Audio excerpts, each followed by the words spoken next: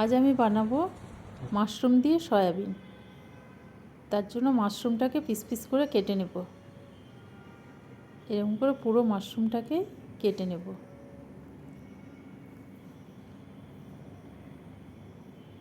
কেটে বাটিতে তুলে নিয়ে একটু ধুয়ে নেব, ভালো করে ধুয়ে নিয়ে কড়াইয়ে জল গরম করব। কড়াইয়ে একটু লবণ দিয়ে জল গরম করে মাশরুমটাকে ঢেলে দেব। একটু মাশরুমটাকে গরম জলে ফুটিয়ে নেব, তাহলে যা নোংরা আছে সম্পূর্ণ বেরিয়ে যাবে। এই যে ফুটে গেছে, এবার আমি জল নিংড়ে নেব। এদিকে সয়াবিনটাকেও আমি সেদ্ধ করে রেখেছি। এই যে মাশরুমটা সেদ্ধ করে এরকম হয়েছে। কাঁচা লঙ্কা কুচি, পেঁয়াজ কুচি আর রসুন কুচি, সর্ষের তেল দিয়ে এই সয়াবিনটাকে আমি একটু ভেজে নেব, লবণ হলুদ দিয়ে একটু ভেজে নেব।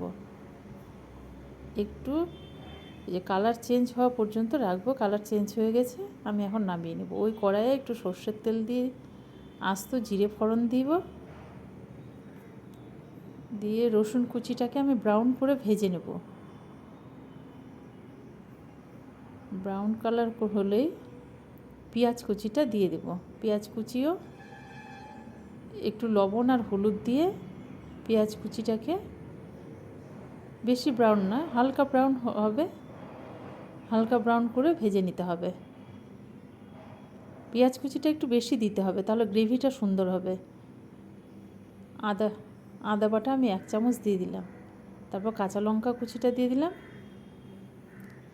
এবার একটু দিয়ে দিলাম ধনে গুঁড়ো আর জিরে গুঁড়ো আর শুকনো লঙ্কা আর সামান্য চিনি দিয়ে তেল ছাড়া পর্যন্ত আমি কষবো। আর দিয়ে দিলাম 2টো টমেটো পেস্ট। এবার তেলটা ছাড়লে আমি মাশরুমটা দিয়ে ভালো করে কষিয়ে নেব। মাশরুম দিয়ে কষানো হলে কষতে কষতে তখন আমি ওই সয়াবিনটাও দিয়ে দেব। এই সয়াবিনটা দিয়েও আর একটু নাড়াচাড়া করে সবের গায়ে গায়ে মশলাটা লেগে গেলে জল দিয়ে দেব। জল দিয়ে মিনিট 5